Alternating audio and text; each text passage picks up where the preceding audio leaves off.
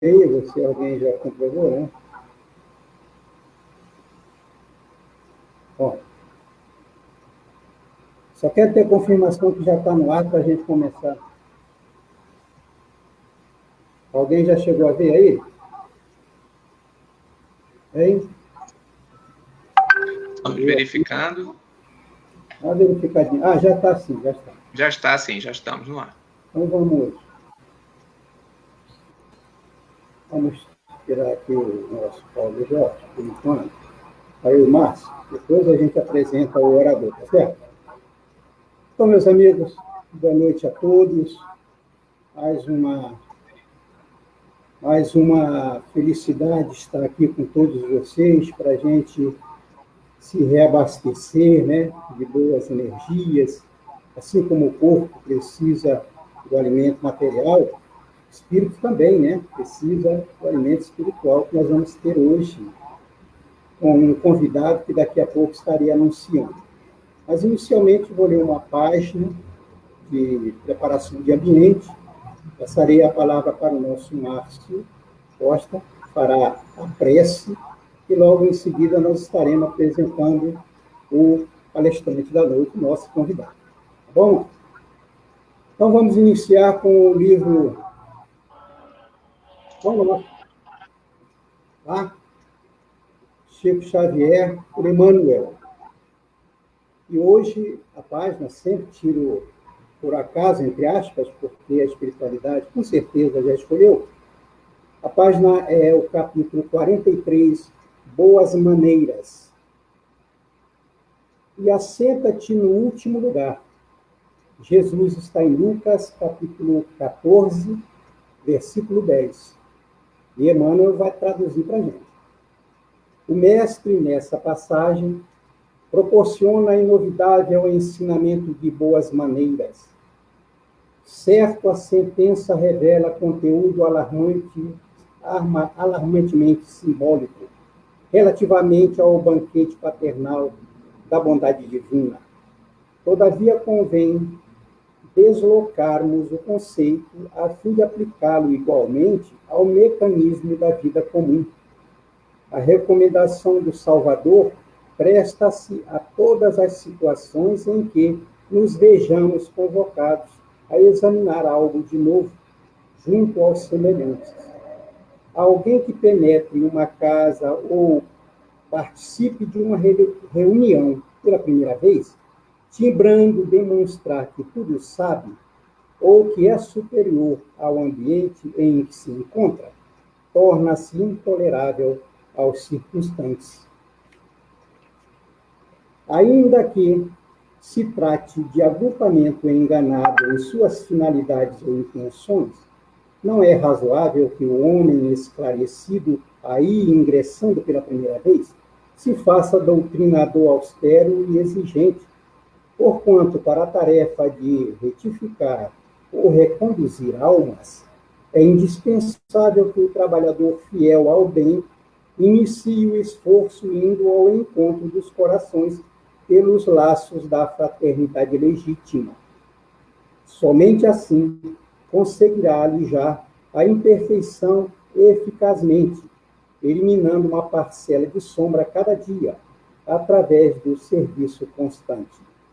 Sabemos que Jesus foi o grande reformador do mundo, entretanto, corrigindo e amando, asseverava que viera ao mundo dos homens para cumprir a lei.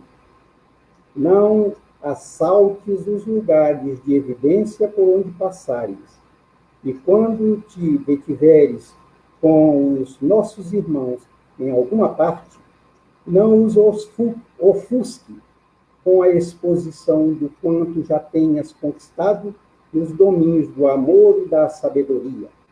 Se te encontras decidido a cooperar pelo bem dos outros, apaga-te de algum modo, a fim de que o próximo te possa compreender. Impondo normas ou exibindo poder, nada conseguirás senão estabelecer mais fortes perturbações. Márcio, palavra é sua.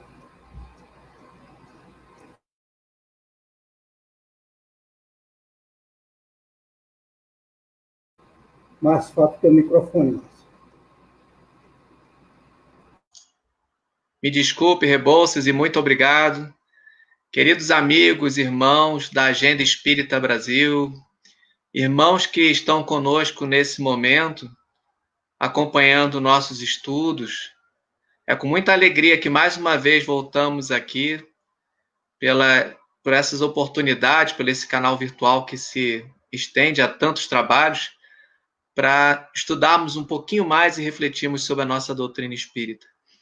Então, vamos unir os nossos pensamentos, nos dando nas mãos em espírito, que possamos aproveitar essa oportunidade do estudo da noite de hoje, das reflexões que nosso irmão irá trazer, para que, de norte a sul do país, de leste a oeste dessa nossa pátria do Evangelho, ou de qualquer outro local de nosso maravilhoso orbe terrestre, que possamos estar sintonizados no amor, na paz e na luz, para que as nossas vibrações não só possam trazer benefícios de amor e caridade para nossos lares, onde estamos, mas também possam ajudar nesse momento de trabalho, de reflexão, para que seja proveitoso de toda forma para todos nós,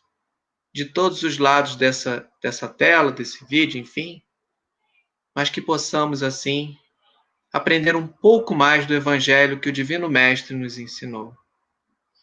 Assim, envolvidos nessa alegria, sintonizando com a luz maravilhosa do nosso amado Mestre Irmão Jesus, e envolvidos nesse fluido universal maravilhoso onde o nosso Pai está conosco e nos escuta, agradecemos mais uma vez essa oportunidade e juntos, de mãos dadas em espírito, pedimos a permissão para iniciar os trabalhos da noite de hoje. Agradecendo essa sintonia de amor e paz, dizemos graças a Deus, que assim seja.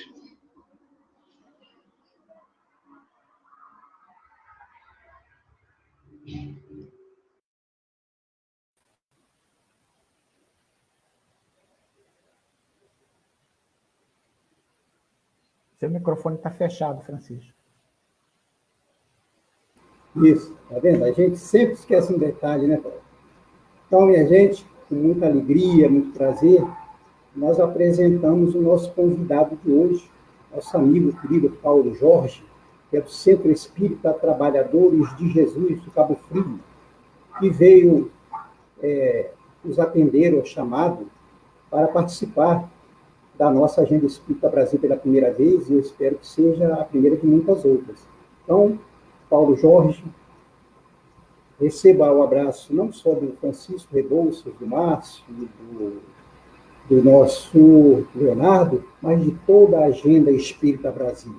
Seja muito bem-vindo. Boa noite, Paulo Jorge. A palavra é sua.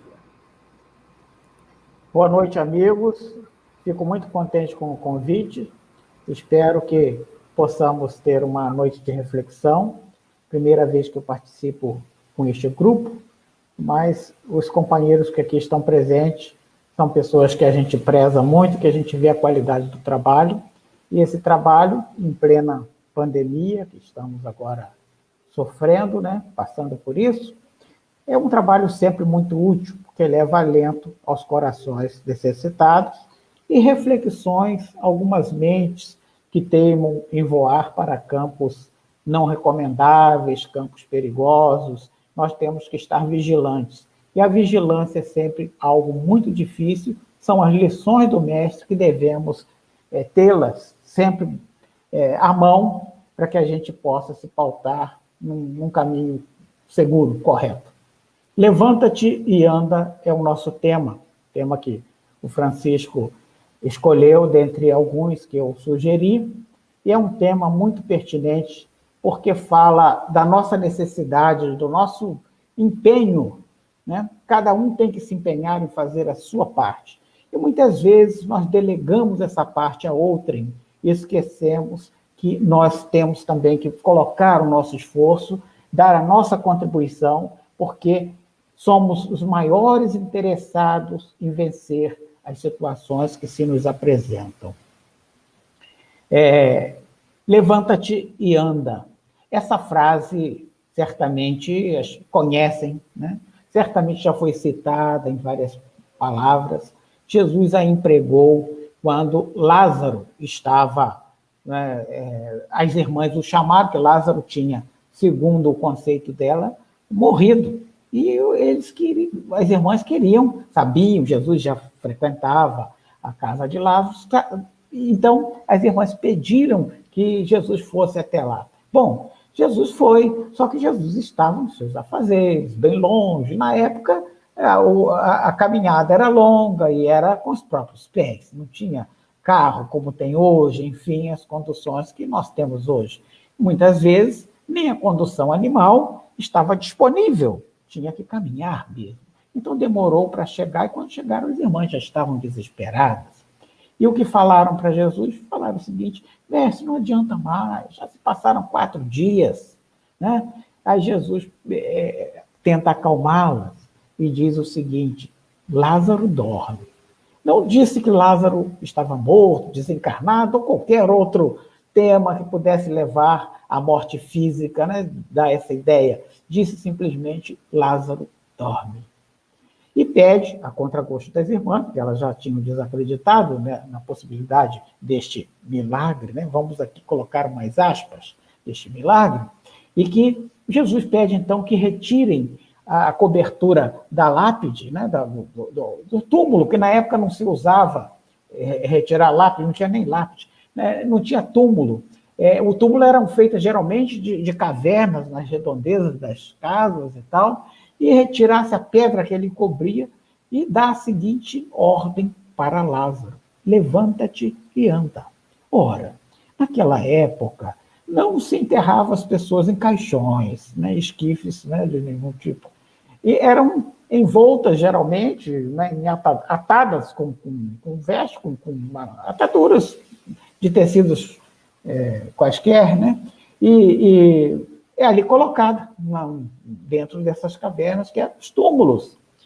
E por que ele diz, levanta-te e anda? Ele sabia certamente que Lázaro tinha feito a parte dele.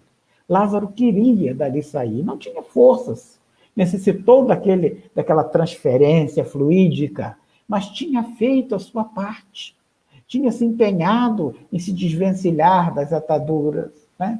De forma que, a esta ordem, levanta-se dali Lázaro e, para espantos de todos, sai, né? Vivo, graças ao seu empenho. Bom, levanta-te e anda mostra para a gente uma briga que nós temos, né? Um conflito interno entre a saúde e a doença. Desde que existe a humanidade, buscamos sempre a vida saudável, sempre a saúde, mas estamos, vez ou outra, ali batendo de frente com a doença. E por que isso?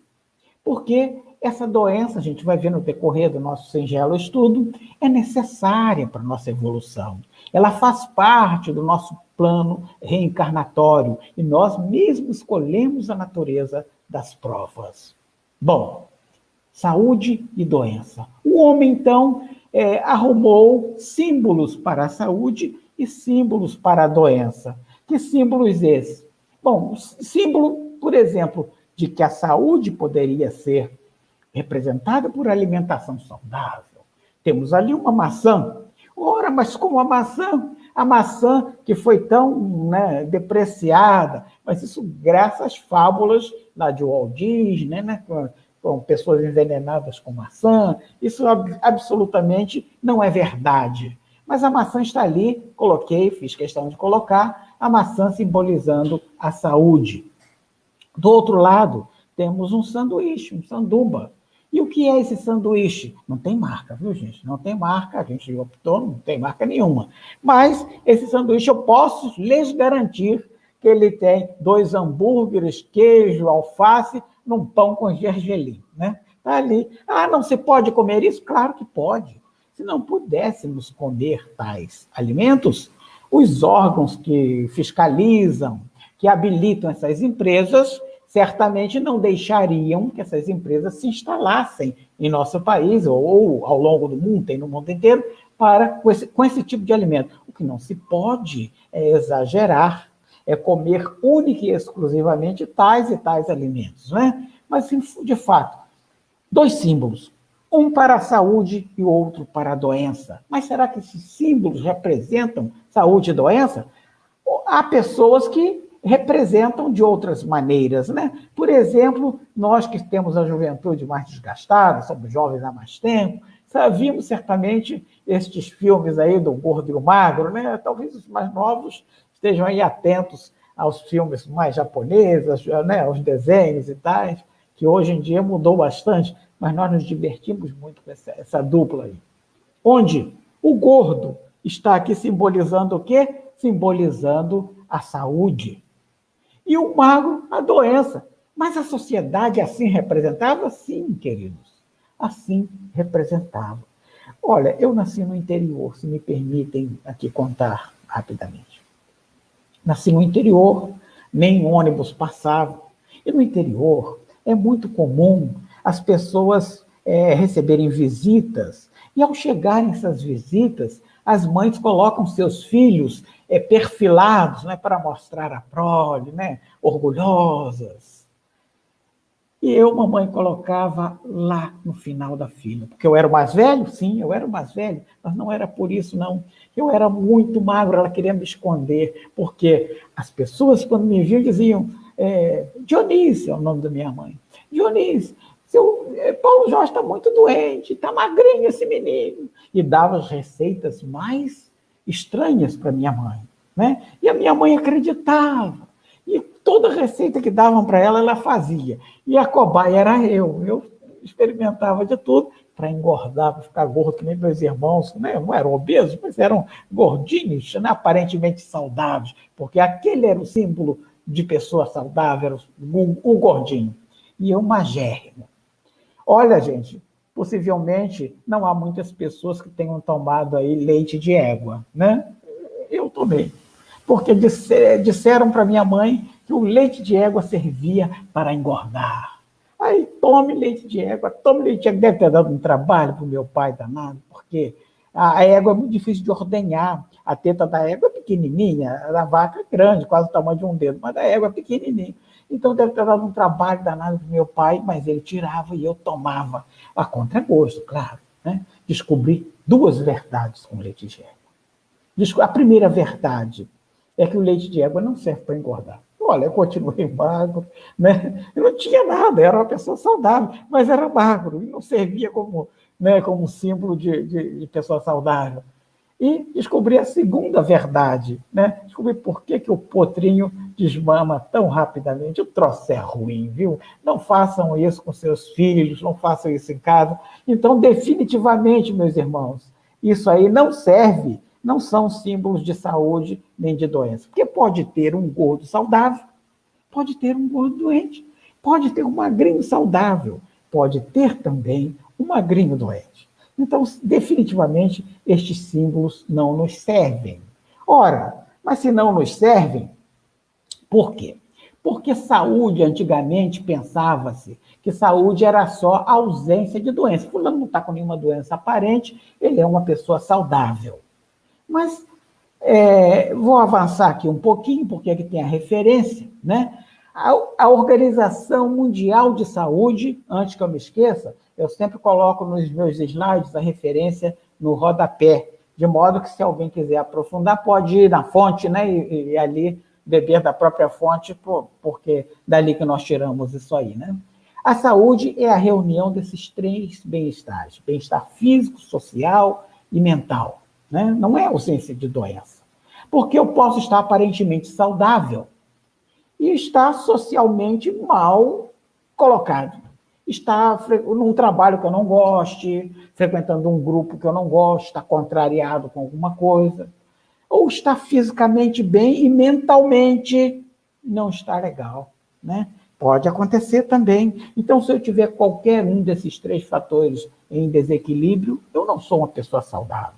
Antigamente, lógico, não tínhamos tantas ferramentas, a medicina muito precária, não conseguia diagnosticar e chegar a isso, mas com o tempo isso aí foi evoluindo, a ciência evoluindo, e o homem conseguiu chegar a diagnósticos mais precisos, a definições mais próximas da verdade. Saúde, segundo ainda a Organização Mundial de Saúde, é um conceito amplo, né? O conceito de saúde não tem nada definido, não se pode definir com precisão. Os dois são relacionados, né? Saúde é igual à vida, está relacionado com a vida, mas não se pode definir, né? O que vale para um, às vezes, não é necessariamente o que vale para outro. Agora, uma coisa pode se afirmar, requer uma visão sistêmica. E o que é uma visão sistêmica? Uma visão do todo, uma visão mais ampla, mais genérica. Então, tem que contemplar aspectos individuais, aspectos sociais e aspectos ecológicos. Eu posso ficar doente por um aspecto individual? Claro. Se eu sou imprevidente, se eu, sei lá, comi um alimento estragado, um aspecto individual. O aspecto social, posso ficar doente por um aspecto social? Posso também. Se eu estiver mal colocado no meu grupo, aquilo ali pode ir me minando a mente. Eu vou trabalhando contrariado ou convivendo contrariado, uma atividade que não me agrada, vai acabar afetando o meu corpo físico e eu adoecendo. Aspectos ecológicos, porque em função do ambiente, do meio ambiente, e nós estamos vivendo um momento seríssimo de queimadas. Como estão vivendo agora aquelas pessoas que estão nas imediações? Não vou nem dizer quem está no centro, né, do fogo, não, porque aquele ali pode facilmente desencarnar. Esta fumaça está chegando agora a São Paulo, né, e possivelmente chegará ao Rio de Janeiro. Né? Então, é um aspecto ecológico que pode levar a desencadear doenças. Do mesmo modo, eu, individualmente, posso contaminar qualquer um desses outros dois. Posso desequilibrar um ambiente social, né? Desarmonizar um ambiente e levar doença a outras pessoas. Posso contaminar o meio ambiente. Se eu descarto, né, alguma coisa venenosa, por exemplo, num córrego, e esse córrego vai alimentar alguma residência, vai, né, banhar uma plantação, uma coisa, posso muito bem contaminar esse córrego, né? Ou seja, ou qualquer outra coisa do meio ambiente. Então, essa visão sistêmica, a gente tem que ter em mente que ela existe. Então, a coisa não é isolada. Saúde física e saúde mental. Para a ciência, a saúde se divide em física e mental, onde a saúde física pressupõe o funcionamento perfeito do corpo, a capacidade plena de realizar trabalho e o bem-estar físico.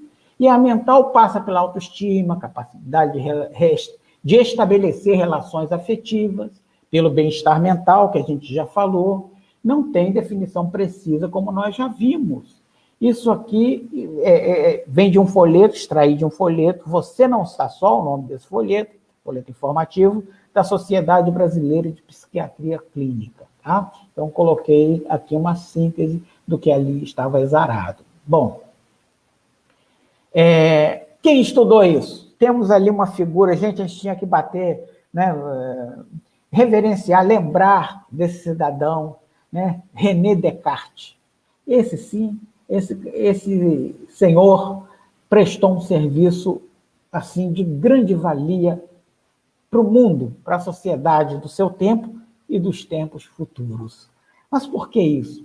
Olha, antes de René Descartes, a gente lembra de René Descartes, eu mesmo, na minha inferioridade de criança, né, de jovem, eu certamente já me desentendi muito com o seu René Descartes, sabe? Porque produto cartesiano, aquelas coisas de matemática que a gente não entendia muito bem para que servia, né? Ele que as definiu. Enfim, hoje eu utilizo, que eu já falei com os colegas, eu sou da área de informática e tal, de tecnologia, e a gente sabe que as planilhas, né, já estavam ali programados por René Descartes, vetores, enfim, etc. A gente já sabia, mas na época não se entendia para que servia. Mas não foi isso o principal, não. penso, logo existo. Definiu esta frase, né? Um filósofo de excelência, viveu de 1596 a 1659, ali embaixo tem no rodapé a referência de onde eu extraí, podem ler o texto na íntegra, que vale muito a pena estudar a biografia desse homem. Mas qual a importância dele para a ciência? Dizia eu que ele foi muito importante. Ele definiu, separou o corpo, né, da mente, porque até então a igreja, fala-se da igreja ortodoxa, né, do início da igreja, enfim, a igreja não separava corpo de mente. Com isso, a ciência não podia estudar, a medicina principalmente, não podia estudar em corpos inanimados, né, mortos, digamos assim, de pessoas.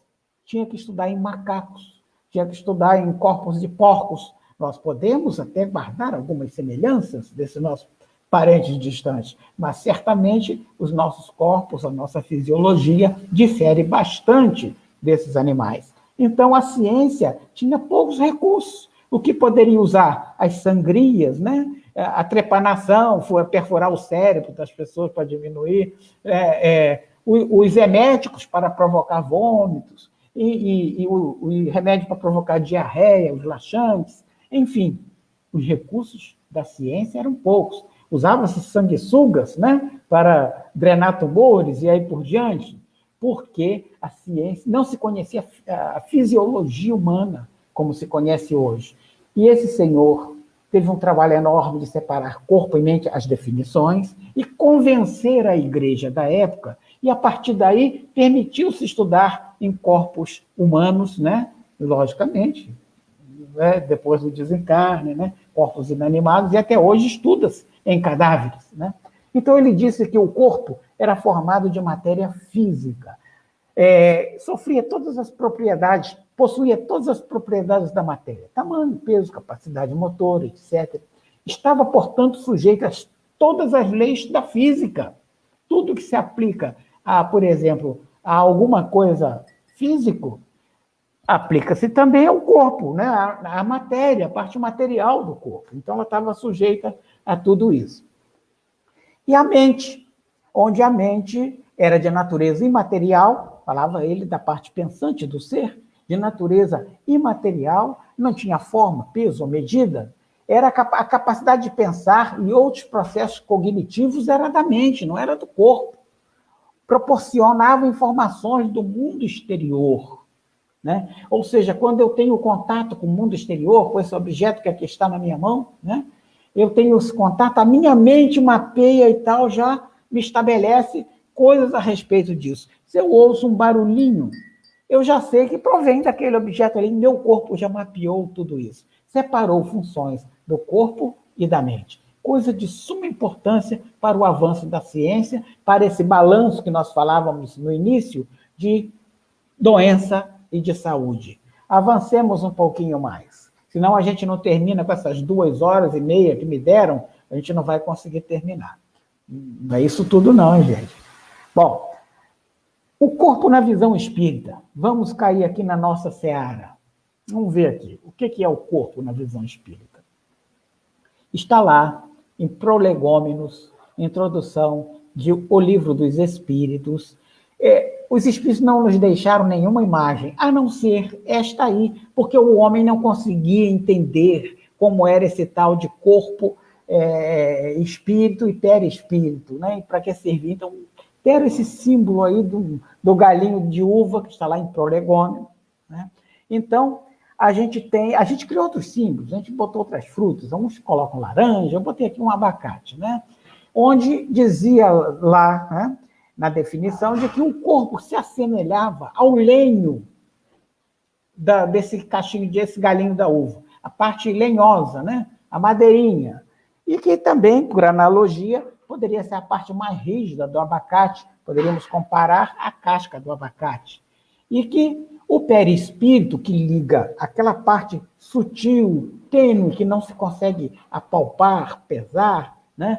Aquela o espírito, liga o espírito ao corpo, porque essa parte tão sutil, para comandar alguma coisa tão bruta, necessitava de ter um intermediário. Esse intermediário era o perispírito, que eles representaram pela casca da uva, né? Pela casca da uva. E a gente representa pelo perisperma, a parte que se come do abacate, né? Uma outra representação. A parte mais interna, né, o líquor da uva, a gente, por analogia aqui, o caroço do abacate, a parte mais interna, representaria o espírito. Perguntamos, será que essa definição ela é adequada? Para a época, sim, porque o homem não tinha condição de entender, tanto que eles deram uma simbologia muito simples para que nós entendêssemos corpo, perispírito e espírito. Mas se nós recordarmos do livro Nosso Lar, quando vemos que André Luiz queria ver a sua mãe, né? A mãe já tinha desencarnado, né? E ele queria estar com a sua mãe, e os mentores disseram para ele que não seria possível, porque a mãe, mais evoluído, um espírito mais evoluído do que ele, a mãe estava num outro patamar, estava, né, um ambiente mais sutil, e não poderia frequentar, descer até o nosso lar para lhe fazer a visita, porque ainda era um ambiente pesado, né? Notemos que o nosso lar está numa região ainda umbralina, próxima à crosta terrestre, segundo as definições que André Luiz nos dá, né? No livro Nosso Lar. Bom, então, a solução que encontraram para ele foi o seguinte: desdobrado.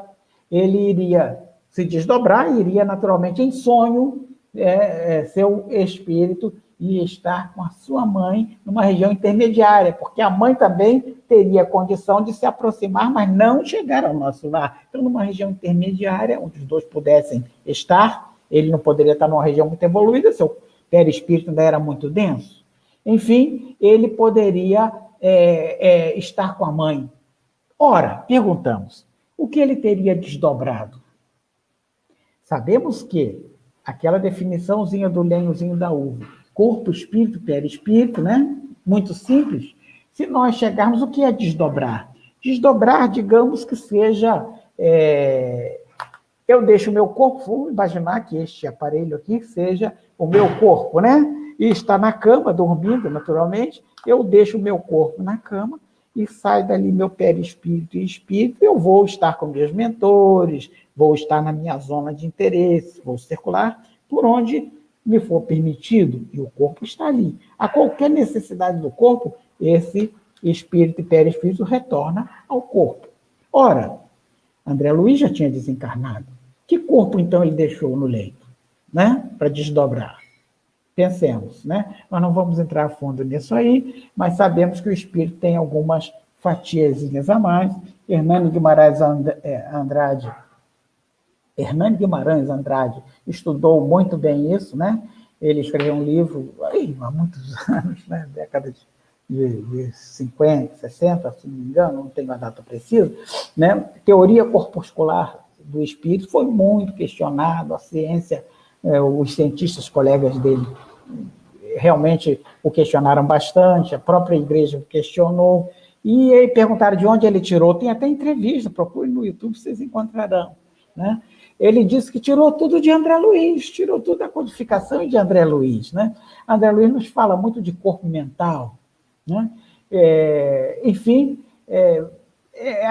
tem outras fatias, nós não vamos entrar aqui, mas quando a gente desencarna, a gente não leva somente o nosso perispírito, não é uma coisa compacta, tem outras fatias, né? Tem outras fatias em que eu tenho um seminário sobre isso, a gente pode futuramente até esmiuçar um pouquinho mais e um bate-papo mais longo, mas senão a gente não termina aqui. Para o nosso entendimento, esta representação que os espíritos nos deixaram, né, nos serve para a gente entender como o corpo adoece, tá? Mas para entender, por exemplo, os processos mediúnicos e medianímicos, a gente precisa estudar esse perispírito um pouco mais, né, detalhadamente. Bom, avancemos então um pouco aqui.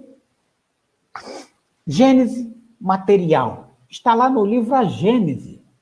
Como foi criado o nosso corpo? De que ele é feito? E o nosso espírito, de que ele é feito, como foi criado? Então, a Gênesis nos traz uma ilustração escrita, né? Tudo textual. Eu procurei representar aqui de modo gráfico, que é para a gente entender um pouquinho melhor. Somos, todos nós, emanações divinas.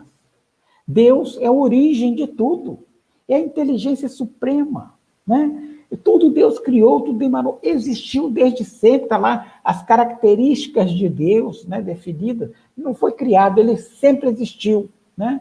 Então, infinito, né? Sempre criado. Nós somos imortais, mas nós não somos eternos, tivemos um início, nós somos imortais. Deus não teve início, né? Então, tudo emanou dele. Como emanou? Através de dois princípios. O princípio material, né? E o princípio inteligente, que nós veremos um pouquinho mais à frente. Mas vamos ver o corpo. Esse princípio material deu origem ao fluido cósmico universal, que muito se fala. É um refinamento desse princípio material. E esse fluido, por sua vez, ele se adapta às circunstâncias. Quando um orbe vai ser criado, a exemplo a Terra, quando foram criados outros planetas, Marte, Vênus, e outros fora da nossa galáxia, que é a própria galáxia, esse fluido, ele se transforma, se adequa às condições necessárias para criar os elementos que vão existir naquele orbe, né? Então, no caso da criação da Terra, se adaptou, criou a matéria bruta. E a matéria bruta não foi a única, porque criou também o princípio vital. E também não foi o único, porque veio também o perispírito, criado desse mesmo fluido cósmico universal. Perdão. Ora, notem aqui que em laranja, está ali, vou ver se eu passo o cursor aqui no meio, ó. Deve dar para ver aí, ó. Tá vendo aqui? Em laranja está ali escrito princípio vital. E a gente fala tanto por aí em fluido vital. Mas por que eu coloquei princípio vital? Paulo Jorge, você não está errado, não? Olha, Kardec foi questionado sobre isso. Isso está lá no livro A Gênese. Notem que nós tiramos isso aí da Gênese, né? No livro A Gênese, Kardec se refere a princípio vital. Se refere nas obras anteriores a fluido vital. Mas ele chegou à conclusão, isso aí através de explicações na Revista Espírita, porque a Revista Espírita, meus amigos e amigas, era uma espécie de Facebook da época, né?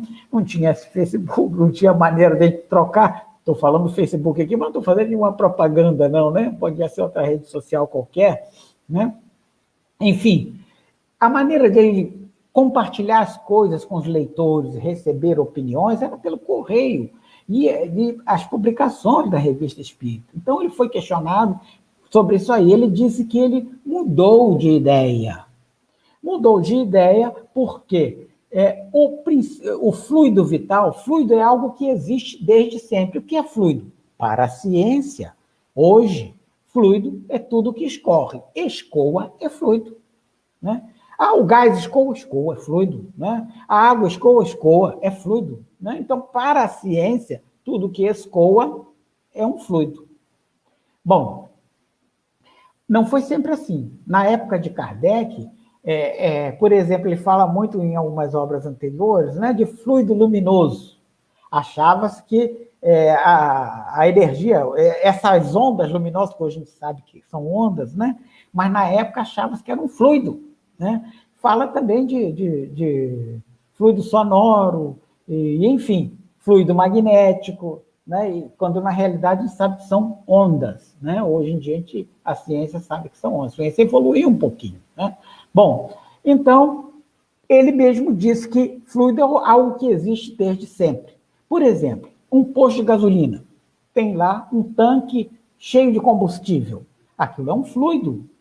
Se não passar por ali nenhum automóvel para abastecer, aquele fluido vai permanecer ali. Se aparecer uma moto, um carro, aquele mesmo fluido vai servir tanto para a moto quanto para o carro, quanto para outro veículo, qualquer movido a motor a explosão, né? Aquele mesmo fluido. Mas para criar os corpos e os objetos, os animais, os orgânicos, né, que necessitam desse fluido vital, não é necessariamente assim, porque o fluido que alimenta uma planta é diferente do fluido que alimenta um cachorrinho, que alimenta um ser humano, né? Então, esse fluido ele é criado quase que, assim, de maneira bem, né, simplificada, quase que personalizado para cada situação, né? Explicações de Kardec, não com esse linguajar, com uma coisa mais rebuscada, porque ele descrevia as coisas muito bem, né? Bom, enfim, a matéria bruta dá origem, por exemplo, às pedras, dá origem às plantas, né? Falávamos aqui dos vegetais, dá origem aos corpos, botei aqui o homem, né? Dá origem aos animais também, de modo geral, ou seja, da mesma matéria bruta que é oriunda do fluido cósmico universal modificado, por sua vez, teve sua origem no fluido, no princípio material, que foi emanado por Deus, e está em todo o cosmos, está por aí tudo, até onde achavas que só existia o vácuo, sabes que até no interior das células, da menor célulazinha, do menor átomo, aquele espaço interatômico, ele é ocupado por esse fluido. A gente sabe que ele está ali presente.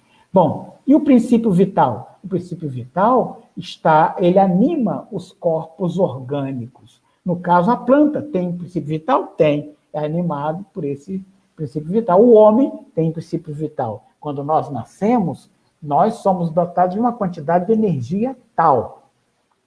E essa energia, nós temos que usá-la ao longo da nossa vida com racionalidade.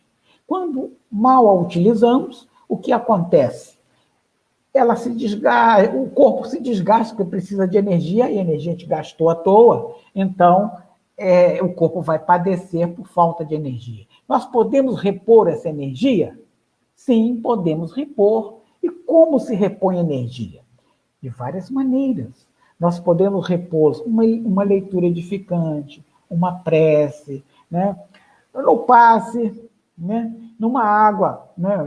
Magnetizada ou fluidificada, porque a água já é um fluido, mas um fluido, a gente está falando aqui de um fluido imponderável, né? Que é essa emanação que vai impregnando as células, né? Orgânicas. Bom, através dessas emanações boas, podemos renovar o nosso fluido. Mas renovamos de uma maneira muito simples, através da alimentação. Quando nós comemos na nossa casa um bife, eu falei aqui de carne, muitos não comem, eu mesmo não como carne, né? Mas como frutos do mar ainda, né? Mas está lá no Livro dos Espíritos que ninguém está proibido de comer carne. Podemos comer, é uma alimentação muito adequada para nós no momento. Enfim, quando nós comemos uma matéria orgânica, seja a carne, bife, sei lá, o que for, né? Uma proteína animal. Essa proteína animal, uma vaca, por exemplo, comeu a planta, a grama, né? Comeu a planta. E tudo isso tinha fluido vital. Esse fluido vital foi transferido de uma para outra, né? A gente absorve esse fluido desta maneira, também repõe esse fluido na nossa vida dessa maneira. Mas o certo é o seguinte, se nós gastarmos de maneira impensada, certamente a gente vai gastar mais do que absorve e o corpo vai padecer. Vamos avançar um pouquinho mais, senão a gente, nessas 3 horas que me deram, não vamos conseguir naturalmente terminar nossa exposição. Minha esposa passou aqui e falou 3 horas, não é para assustar o pessoal, né? Palestra de casa tem disso, né? Às vezes tem um cachorro latindo. Bom, o princípio inteligente. O princípio inteligente emana também de Deus, né? Igual emana o princípio material. E também se modifica, dá origem ao princípio espiritual. Esse princípio espiritual, por sua vez, também vai se especializando, se modificando, de tal sorte que dá origem ao espírito. Quando nós adquirimos a nossa consciência, o espírito é criado. Quando é criado? Olha, os espíritos não puderam nos dizer no Livro dos Espíritos. Disseram que ele é criado, mas a gente não tem condição de imaginar quando eles foram criados. o fato é que nós já reencarnamos várias vezes e que esse espírito, nós somos esse espírito, né? Nosso corpo vai ganhando, a gente vai ganhando corpos a cada encarnação, mas nós somos esse espírito imortal, né? E que fomos criados através desta via aí, do princípio inteligente, do princípio espiritual. E é isso, gente, que nos diferencia, né, de outros animais. É isso que nos faz umas criaturas que deveriam liderar as criaturas, né, encarnadas, né, todas, a raça humana, né, com esse diferencial, essa parte pensante do ser, essa consciência que vai amadurecendo, que vai se ampliando a cada encarnação e a cada vivência, deveria fazer toda a diferença. Vimos aqui a parte material, vimos aqui a parte espiritual. Ideal seria se essa evolução fosse assim, os dois juntinhos, mas não é. A parte material, ela é mais rápida do que a parte espiritual, do que a consciência, do que essa depuração do ser, né? Infelizmente, mas é necessário, porque Jesus mesmo já disse que é necessário que venha um escândalo, né? Que às vezes uma mudança, algo assim tão absurdo, vai desencadear uma reação que vai ser útil para a humanidade. Mas é difícil, na nossa inferioridade, a gente tirar assim imaginar de pronto que isso aí seja bom, pelo menos para a grande maioria das pessoas. De onde vem a doença? A etimologia da doença. Vem de dolentia, do latim, quer dizer padecimento, né? A medicina estuda e as ciências da saúde é um distúrbio das funções de um órgão qualquer, ou da própria mente, da psique, ou do organismo como um todo. Está associada a sinais e sintomas específicos. Mas eu estou doente, mas eu fui no médico e não vi o sintoma. O médico ou não examinou direito, ou não tinha ferramentas ainda para diagnosticar essa sua doença. O fato é que toda doença, nos dias dos espíritos, elas estão associadas a uns sintomas. A gente tem esses sintomas, às vezes ainda não se manifestaram, ou são tão tênues que não foram detectados. Resulta da perda da homeostasia, ou seja, do equilíbrio de um organismo vivo. Nós temos que estar em equilíbrio. Por exemplo, se eu tivesse aqui com um dedo cortado, sangrando, dificilmente estaria em condições de falar para os senhores. Meu amigo Francisco Rebouças teria que tomar daqui e seguir em frente, mas eu não estou em estado atual de homeostasia, de equilíbrio, então a gente tem que estar nesse estado. Agora, pode ser causada por diversos fatores. Então, fatores externos, uma infecção, por exemplo, é um fator externo. Fator interno, uma doença autoimune, né? Vamos falar aqui várias doenças autoimunes, as alergias, de modo geral, né? Asma, né?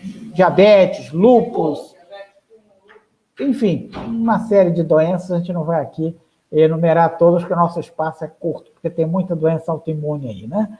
Olha, e pode ser também por fatores espirituais.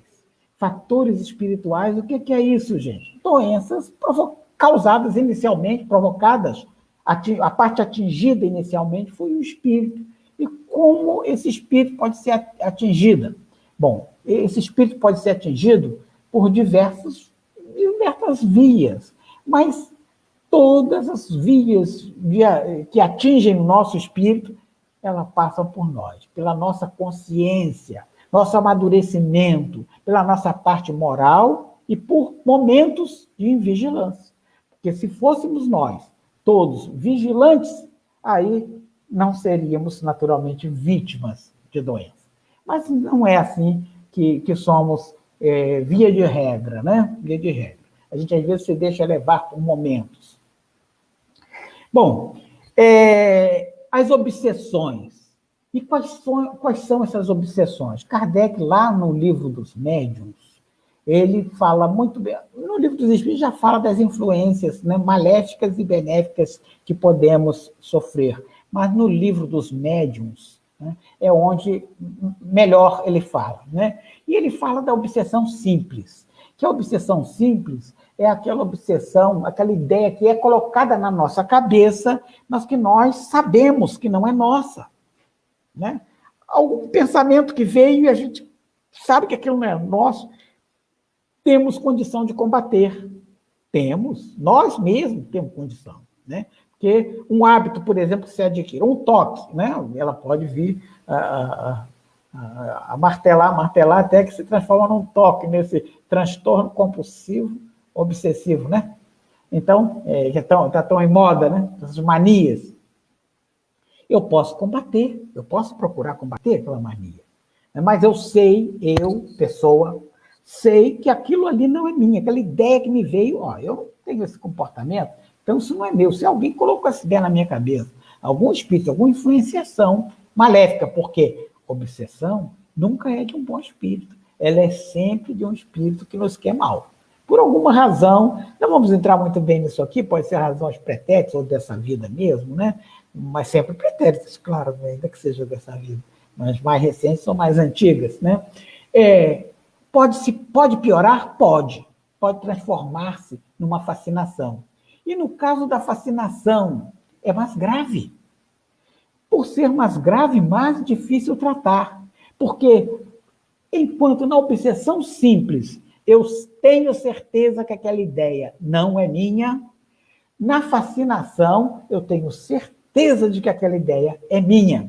Aquela ideia é minha só e mais ninguém. Não foi o espírito que me colocou na minha cabeça, é minha. Geralmente o fascinado se acha o melhor, acha que é o bom, acha que ele está fazendo certo, todos estão errados. E se alguém disser, ele afasta a pessoa.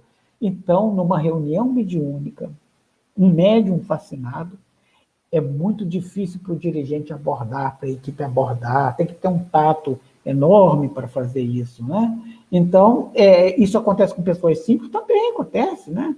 Pessoas simples também requer muito. Geralmente, as equipes de atendimento fraterno denotam essas características em alguém, né? Então, e tem que ter um tato muito grande, não é qualquer pessoa que pode fazer uma assistência fraterna eficiente num irmão padecendo, né, de fascinação. No seu livro Quem Tem Medo da Morte, Richard Simonetti, ele gostava de ser chamado de Richard, disse que era de origem italiana, né? Quando ele esteve aqui em Cabo Frio, chamávamos de Richard, ele nos corrigiu. Richard Simonetti. Dizia que, no seu livro Quem Tem Medo da Morte, ele comparava a obsessão simples às manias, né? As manias. E a fascinação comparava às psicoses, né? E dizia que era o seguinte, que a fascinação simples, né? Quem padecia de fascinação simples, né? Tinha essas manias, construía castelo nas nuvens, né? E o psicótico, no caso o neurótico, eu esqueci do termo, o neurótico construía castelo nas nuvens, e o psicótico acreditava tanto que morava nesses castelos. E quem cobrava o aluguel? O psiquiatra. Palavras dele, né? Está lá no livro Quem Tem Medo da Obsessão. Eu não tenho o livro aqui, não posso citar a página nem nada, mas deem uma olhadinha no livro depois. Enfim, são os meios de contaminação. Pode piorar? Pode, tudo pode piorar, né? Tem a subjugação. Na subjugação, o espírito, o ser, a pessoa encarnada, está tão sujeita às ideias dos espíritos que, às vezes, ele é que domina e a pessoa passa por ridículo, tem a subjugação moral e a física, enfim, não vamos entrar nesse mérito, mas essas doenças de origem espiritual, elas vão minando, contaminam o nosso perispírito e contaminam o nosso corpo.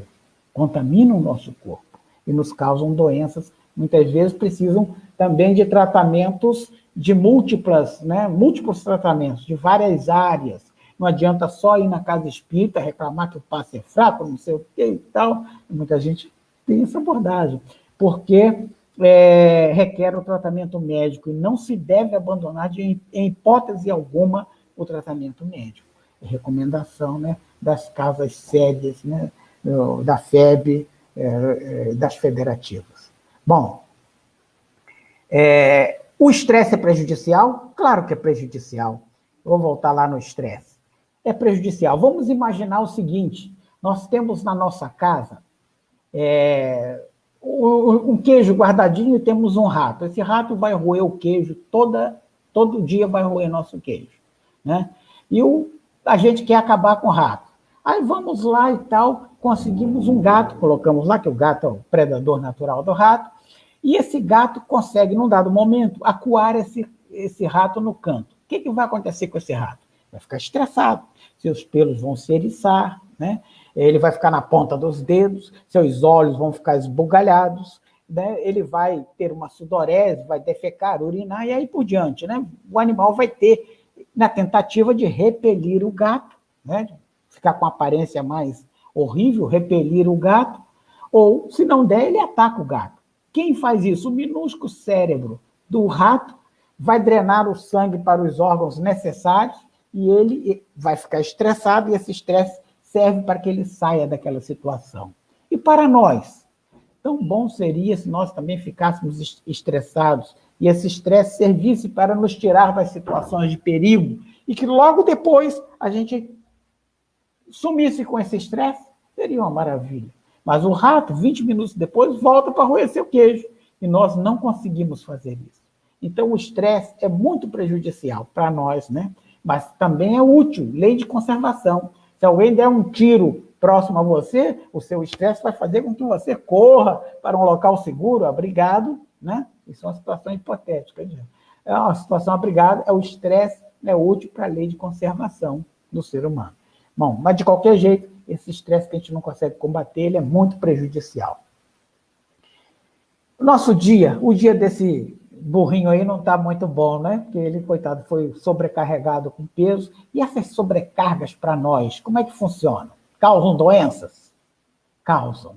Questão 714 de O Livro dos Espíritos nos diz que não são somente prejudiciais para o corpo, também para a parte espiritual, para a nossa evolução, que a gente leva esses traumas, a gente fica remoendo isso aí, isso prejudica muito a gente.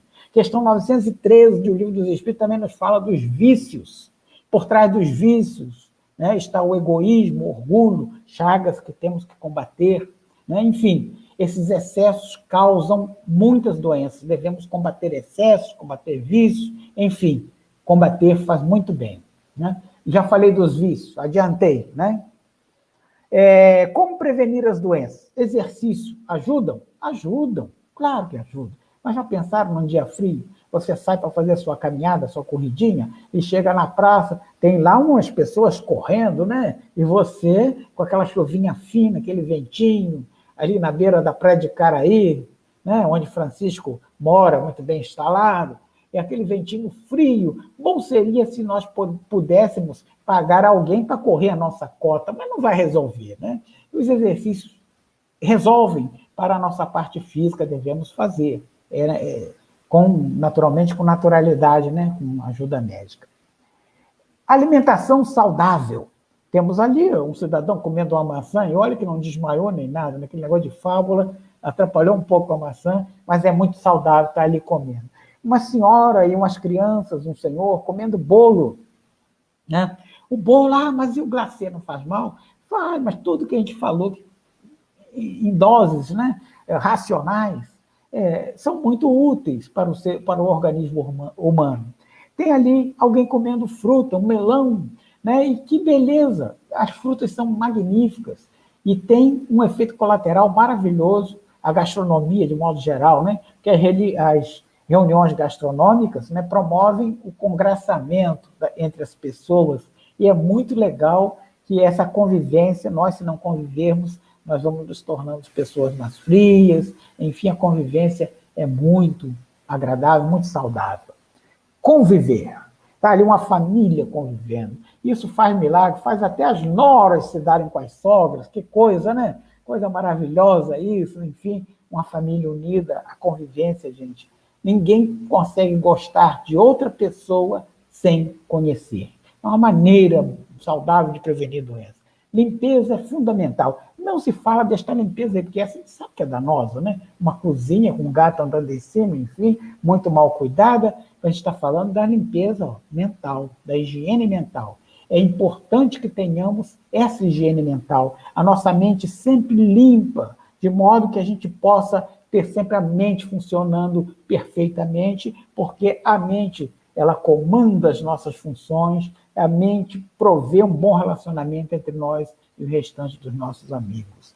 Harmonizar o ambiente, sempre. A gente faz isso? A gente faz isso, sim.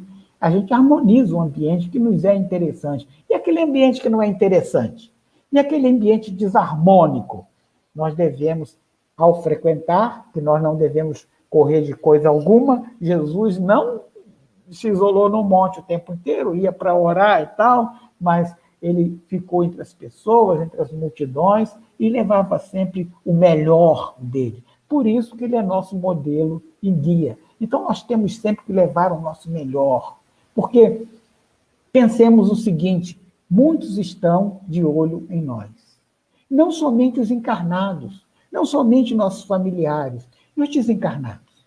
E os espíritos que estão aí se mirando em nós, querendo que nós sirvamos muitas vezes de exemplo para eles. Tem muitos, né? A gente tem que pensar nisso também. Não estamos sozinhos. Descanso. Não se está falando de ócio, mas o descanso está previsto na lei do trabalho. Cada qual tem o seu momento de descansar, seu momento de trabalhar, seu momento de descansar. Mas se eu estou doente, vou fazer o quê? Combater. E como eu combato uma doença? Eu fui imprevidente e tal, adoeci por qualquer causa, daquelas que nós já citamos e esmiuçamos aqui. Adianta fazer promessa? Será? Bom, a promessa adianta. Se nós fizermos a promessa para a gente mesmo cumprir, né? Mas fazer promessa para os outros cumprir, fazer para mim. Eu vou combater esta mania que tenho. Beleza, posso fazer, posso combater, posso tirar proveito disso. Mas uma vez eu estava vendo TV, há muito tempo, eu era criança ainda, novo, né? Já fui criança também, né? Eu era novo, estava vendo TV, porque quando era criança não tinha nem TV onde eu morava. Era novo, e estava vendo uma reportagem de uma moça entrevistando um senhor que estava subindo a escadaria da Penha. Gente, 365 degraus. E há pessoas que sobem aquilo, às vezes de joelho, às vezes levando objetos pesados, enfim, fazem suas promessas e vão cumpri-las lá naquele local. Bom, e tinha um senhor subindo de joelhos. E a repórter aproximou-se dele e perguntou, mas por que o senhor está aqui subindo de joelhos? Ah, moça, estou muito feliz. E o moço ria, estava feliz da vida. Eu estou cumprindo uma promessa que a minha mãe fez. Sabe, moça, eu não andava. Eu fiquei sem andar um tempão.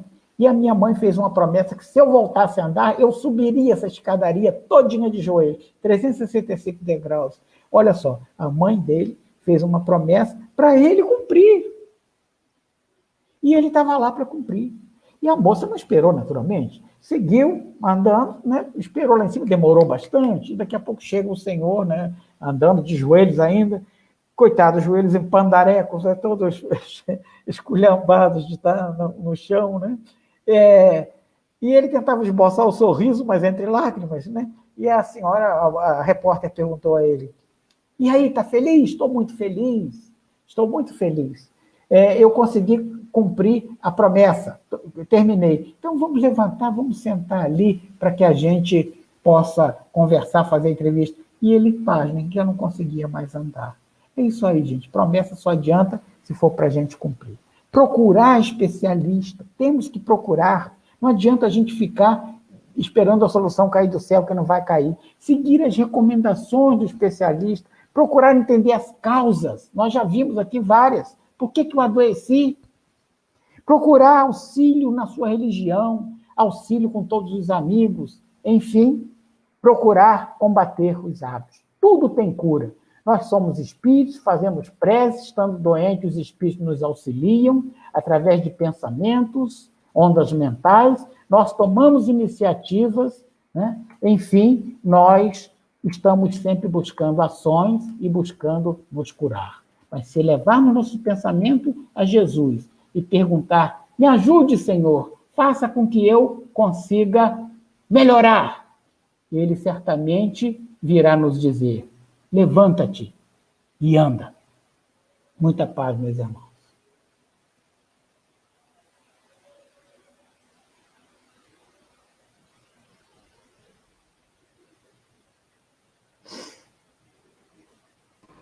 Paulo, por favor, faz a prece final para a gente. Elevemos agora nosso pensamento a Deus, nosso Pai, a Jesus, nosso irmão, nosso amigo. Agradecer por esses momentos de reflexão e pedir, Mestre amado, que esteja sempre em nossas vidas, que esteja sempre na mente dos nossos governantes, das pessoas que têm sobre si, pessoas sob seu mando, pessoas para orientar, né, que dependem dele. Que sejamos todos atendidos nas nossas exigências de acordo com o nosso merecimento, né, enfim, cada qual tem o seu merecimento. Esteja sempre conosco, Mestre Jesus, agora em todos os momentos da nossa vida, assim seja. Bom, então, com essa palavra, nosso Márcio Costa, para a despedida, do Paulo Jorge. Por favor, Márcio. Mais uma vez, queremos agradecer ao amigo Paulo Jorge pelas palavras esclarecedoras que, com certeza, deixaram muitos de nós mais conscientes dos processos de saúde e doença. E lembrando, como eu estava me tendo agora um pouco com alguns textos do Consolador, que Emmanuel nos lembra, na pergunta 101, se eu não me engano, no Consolador, que a doença é um processo necessário ao nosso crescimento, né? E como encerrou muito bem nosso querido irmão, que a gente precisa realmente, quando estiver no momento crítico, levar nossos pensamentos a Deus, acreditar realmente que tem uma espiritualidade que nos acompanha, que nos olha, que nos está nos auxiliando, e ter a certeza, né? Que realmente existe alguém está falando para a gente, né? Como o irmão muito bem colocou e me deixou emocionado aqui. Levanta-te e anda. Dessa forma, nenhuma doença, claro que tem todos os seus motivos e toda a sua continuidade, mas certamente de uma forma um pouco, será aliviada de alguma forma, vamos colocar assim. Alguma coisa vai ter vai se atenuar um pouco, porque a confiança, a fé em Deus é maravilhosa. Muito obrigado, querido irmão. Eu que agradeço a vocês, Márcio. Eu agradeço ao Francisco e ao outro companheiro que eu esqueci o nome. Né? O Leonardo, que está conosco. Leonardo, né, que está conosco também. Leonardo Arruda. Então, foi um prazer conhecê-los, né, que possa ter proveito essa nossa reflexão aí. Agradecemos ao nosso Paulo Jorge e enviamos a todos que estiveram conosco um abraço fraterno e o convite para estarem juntos na próxima quinta-feira. Paulo Jorge, mais uma vez, nosso muito obrigado. Eu que te agradeço, Francisco, amigo de sempre. Fique com Deus, tá? Fiquem todos vocês. Um prazer, Paulo Jorge. Muito obrigado. Obrigado a vocês. Boa noite a todos. Boa noite. Tchau.